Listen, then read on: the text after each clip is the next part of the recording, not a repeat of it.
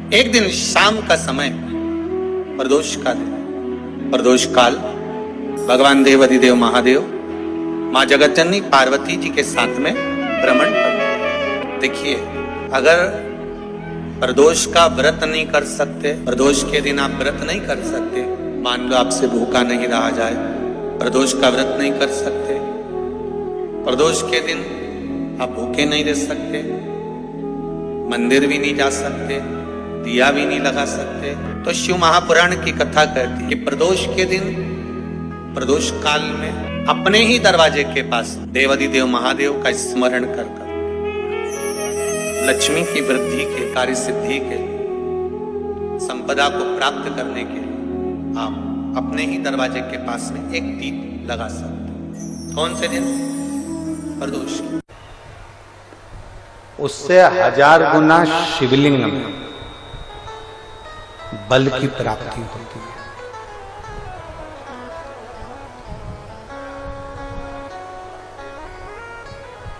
प्रदोष के दिन यदि आपको कहीं से शमी पत्र मिल जाए, प्रदोष के दिन यदि कहीं से आपको शमी पत्र मिल जाए और प्रदोष काल में, प्रदोष का जो समय होता है, शाम का जो समय होता है प्रदोष काल, 4 प्रदोष 5 प्रदोष आप कर देखिएगा कि आपका कोई काम है, कोई नौकरी के लिए आप अप्लाई कर रहे हैं, कोई समस्या बड़ी विकट आ गई है, कोई तकलीफ, बड़ा गला पकड़ रहा है बेटा, कोई तकलीफ विकट आ गई है, कोई समस्या विकट आ गई है, प्रदोष के प्रदोष काल में अगर एक शमी पत्र भी आप घर के शिवलिंग को, अब ये करने के लिए आपको मंदिर के शिवलिंग नहीं जाना, अपने घर में जो शिवलिंग, चाहे वो स्फटिक का हो, पारद का हो, कंकर शंकर का हो, लकड़ी का हो, जो शिवलिंग तुम्हारे घर में, कांच का हो, चाहे वो नर्मदा के कंकर का हो, नर्मदेश्वर हो, पाषाण का हो, जो शिवलिंग, चांदी का हो, सोने का हो, तांबे का हो, पीतल का हो, जो शिवलिंग तुम्हारे,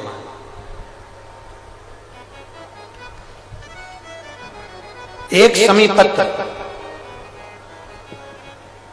यदि आप भगवान शंकर के शिवलिंग पर समर्पित कर रहे हो और उस शमी पत्र को उठाकर रात्रि को 9:15 की जो एक मुहूर्त होता है, एक समय होता है, जिस समय पर हम अपने मन की बात भगवान शंकर को कहते हैं, पूर्व में भी इसका वर्णन हम कर चुके हैं कथाओं में। उस 9:15 पर वो शमी पत्र को उठाकर एक कागज में, एक कटोरी में उसको रखते थे। 4 या 5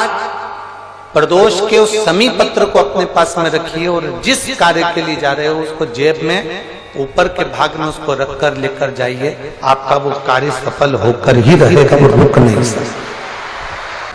शमी पत्र में इतना बल होता है, प्रदोष का जो शमी पत्र होता है वो बड़ा बलवान होता है, बड़ा एक पत्र है। 2 चीजें बड़ा स्मरण में रखिएगा। एक, बैसाख महीने में मट्टी के पात्र का जल, जब बैसाख का महीना आए ना, जितने यहां बैठे और जितने आस्था चैनल पर सुन रहे और जितने फेसबुक यूट्यूब पर कथा श्रवण कर रहे, जितने मोबाइलों पर देख रहे हैं, प्रयास करना, बैसाख के महीने में मिट्टी के पात्र में जो रात्रि भर जल रखा हो, मिट्टी के पात्र में, अगर आपके पास में घड़ा हो, हंडा हो, नी हो, तो दिया हो, दीपक हो, कुल्लड़ हो, कोई भी तुम्हारे पास में जो मिट्टी का पात्र, उसमें जल भरना। वो जल बैसाख के महीने की किसी भी सोमवार के दिन, किसी भी सोमवार के दिन, बैसाख महीने या किसी प्रदोष के दिन या बैसाख महीने के शिवरात्रि के दिन, वो मिट्टी के पात्र का जल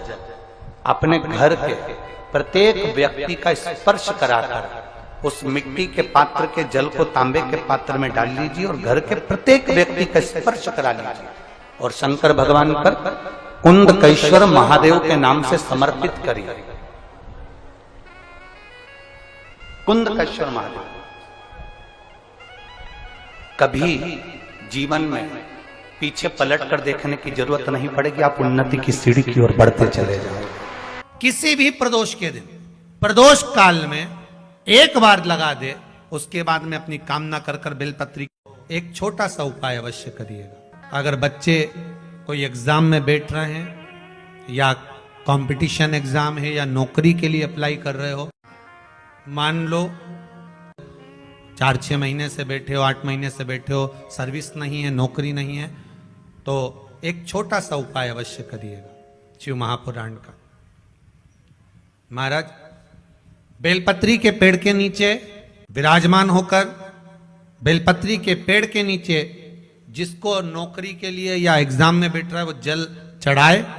बेलपत्री के पेड़ के नीचे थोड़ा सा दूध चढ़ाए, फिर जल चढ़ाए और अपने राइट भाग में घी का दिया और अपने लेफ्ट भाग में तेल का दिया। किसी भी प्रदोष के दिन, प्रदोष काल में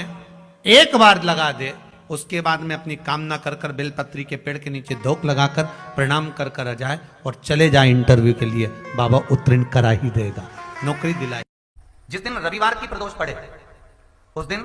एक लाल वस्त्र में पीली सरसों रखकर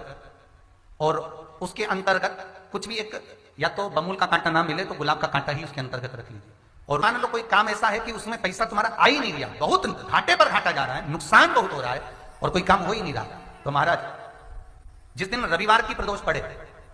उस दिन एक लाल वस्त्र में पीली सरसों रखकर और उसके अंतर्गत कुछ भी एक, या तो बमूल का कांटा ना मिले तो गुलाब का कांटा ही उसके अंतर्गत रख लीजिए और उसको शिव मंदिर का स्मरण कराकर शंकर भगवान का नाम लेकर रू भैरव, कौन सा भैरव है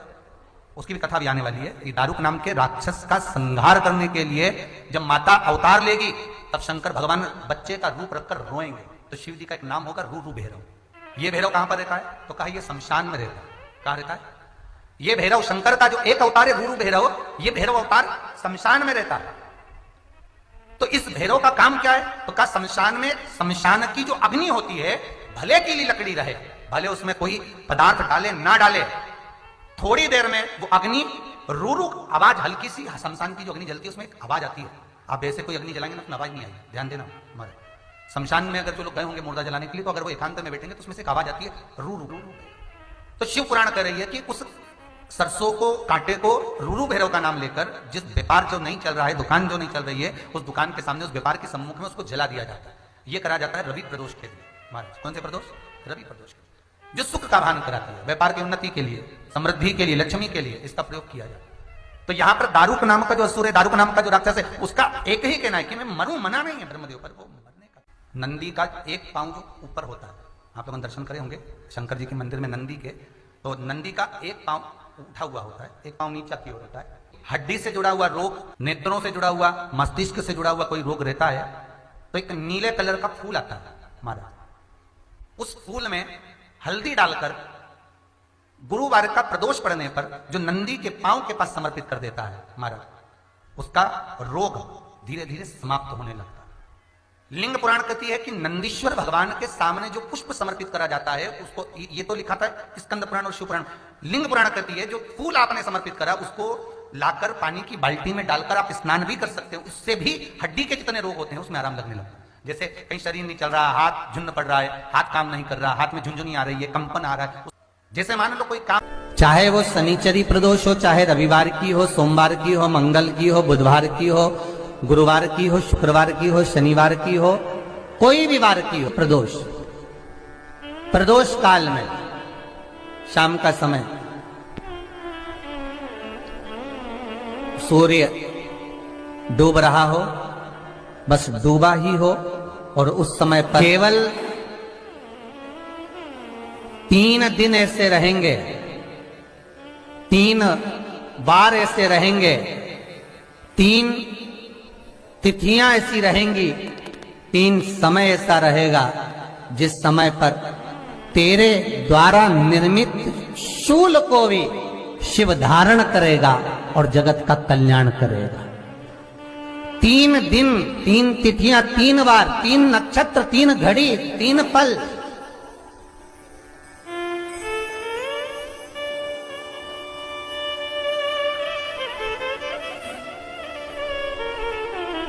जिसमें बाबा शूल भी धारण करते हैं,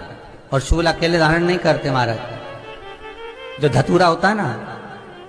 दर्शन करें धतूरे के, कांटे कांटे सा होता है धतूरा, तो वो धतूरे के साथ में बाबा शूल धारण करते हैं, बेलपत्री के शूल को। ये बहुत बहुत आनंदमय कथा है महाराज जी। जिसके जीवन में हमेशा कांटे ही मिले हैं। बेटी बड़ी हुई तो घर में मायके में दुख देखा, और मायके से गई ससुराल में तो ससुराल में दुख देखा। ससुराल में भी दुख देखने के बाद में भी पति को बहुत कुछ काम खुलवाया, बहुत धंधे खुलवाए, नौकरी लगवाई, पर वो पति बार बार छोड़ कर आ गया, बार बार तकलीफ भोग रहा है, बार बार कष्ट भोग रहा है।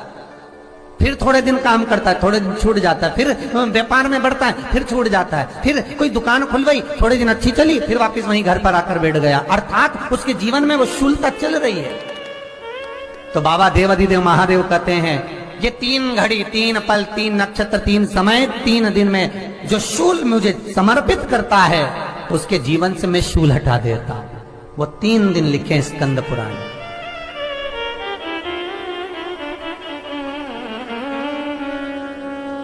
महाराज, बैसाख महीने में जो प्रदोष आती है, बैसाख के महीने में बहुत ध्यान से सुनना भाई, जो अपनी जिंदगी से बहुत तंग आ गए हो, परेशान हो गए हो, कष्टमय जीवन जी रहे हो, बहुत दुखी हो गए हो, उनके लिए ये स्कंद पुराण का चरित्र फिर मिले ना मिले, आप प्रेम से सुन लो भाव से। पहला, बैसाख महीने की प्रदोष, चाहे वो शनिचरी प्रदोष हो, चाहे रविवार की हो, सोमवार की हो, मंगल की हो, बुधवार की हो, गुरुवार की हो, शुक्रवार की हो, शनिवार की हो, कोई भी वार की हो, पर बैसाख महीने की प्रदोष, प्रदोष काल में शाम का समय सूर्य डूब रहा हो, बस डूबा ही हो, और उस समय पर सूर्य के डूबन के तुरंत बाद बाबा को धतूरे के साथ में बेलपत्री ना चढ़ाते हुए बेलपत्री के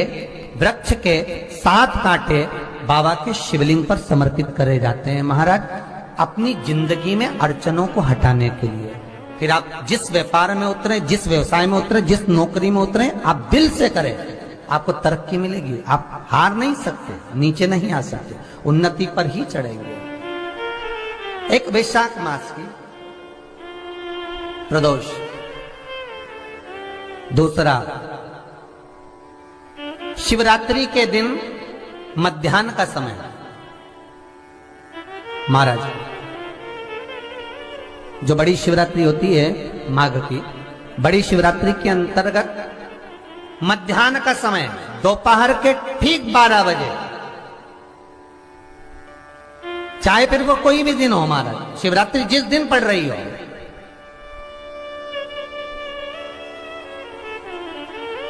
उस दिन भी धतूरे के साथ बाबा को 7 कांटे बेलपत्री के वृक्ष के समर्पित होते हैं महाराज। इसमें आप ये वाले जो कांटे हैं, जो शिवरात्रि के दोपहर 12 बजे वाले हैं, अगर कोई मदिरा पीने वाला हो, व्यसन में डूबने वाला हो, कोई जुआ खेलने वाला हो, कोई गलत वैश्यावृत्ति करने वाला, या अपने मार्ग से विचलित कोई व्यक्ति है, उसके लिए भी ये कांटे बहुत काम आते हैं महाराज। दूसरा, पार्वती, तेरे द्वारा तेरे नयन अश्रु से जो प्रगटा हुआ बेल का वृक्ष है, द्वितीय शूल मैं वहां धारण करता हूं, तृतीय शूल, तीसरा शूल जो वर्णन करा गया महाराज, भगवान श्रावण के महीने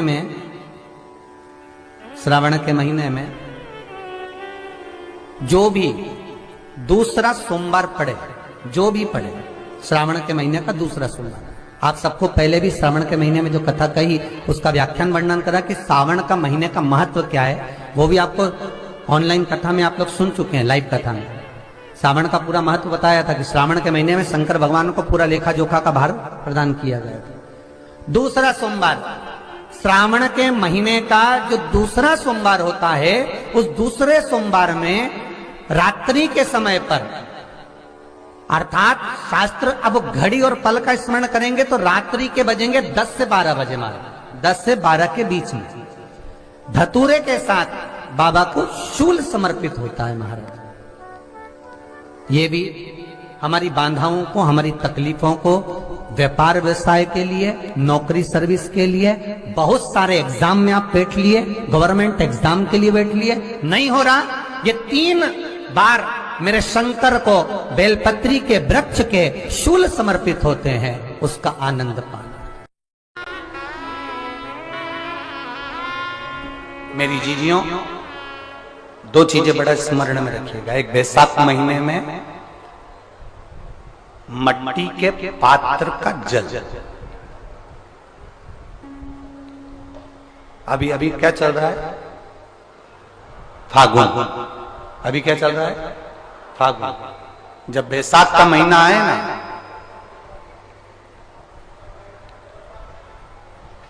जितने यहां बैठे और जितने आस्था चैनल पर सुन रहे, श्री शिवाय नमस्तुभ्यं, हर हर महादेव। 10 अप्रैल प्रदोष के दिन रात्रि को शमी पत्र का उपाय आप लोग अवश्य करें, होगी सारी मनोकामनाएं पूर्ण। श्री शिवाय नमस्तुभ्यं।